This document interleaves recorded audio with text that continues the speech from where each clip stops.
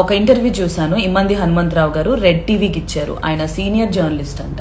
Sir, senior journalist అన్నప్పుడు minimum common sense ఏంటంటే, ఒక ఇష్యూ గురించి ఇంటర్వ్యూకి పిలిచినప్పుడు మీకు బేసిక్ డీటెయిల్స్, అరే అది రీలా లేకపోతే ప్రమోషనా ఏంటనేది తెలుసుకొని వచ్చి మాట్లాడాలి కదండి. దొరికిందంట కదా, ఇప్పుడు న్యూస్ వస్తుంది అనగానే న్యూస్ వస్తుంది కదా అని చెప్పి దాని గురించి ఏం తెలుసుకోకుండా ఊరికే కూర్చొని దొరికే ఉంటుంది, నిప్పులైతే పొగరాదు కదా, చెప్తారా ఏంటి, ఒకవేళ దొరికినా ఒప్పుకుంటారా ఏంటి అని చెప్పి మీ ఇష్టం వచ్చినట్టు మాట్లాడుతున్నారు. నీ మందు కూడా తాగను, అలాంటిది పర్సనల్గా మీరు ఏం కమెంట్ చేశారు? ఈ అమ్మాయి సర్జరీ వల్ల రీసెంట్ గా లావ్ అయిపోయింది, పెళ్లి చేసుకునే ఉద్దేశం కూడా లేనట్టుంది. లావుగా ఉన్నాను కదా, నన్ను ఎవడు పెళ్లి చేసుకుంటానని ఫీల్ అవుతుంది ఏమంటే, లావుగా అంటే పెళ్లిళ్ళు అవ్వండి, చేసుకోకూడదా? బట్ ఎనీవేస్, మీకేం వర్క్ లేకపోతే ఖాళీగా ఉన్నారు అనుకోండి, ఇంట్లో కూర్చొని రెస్ట్ తీసుకోండి హ్యాపీగా.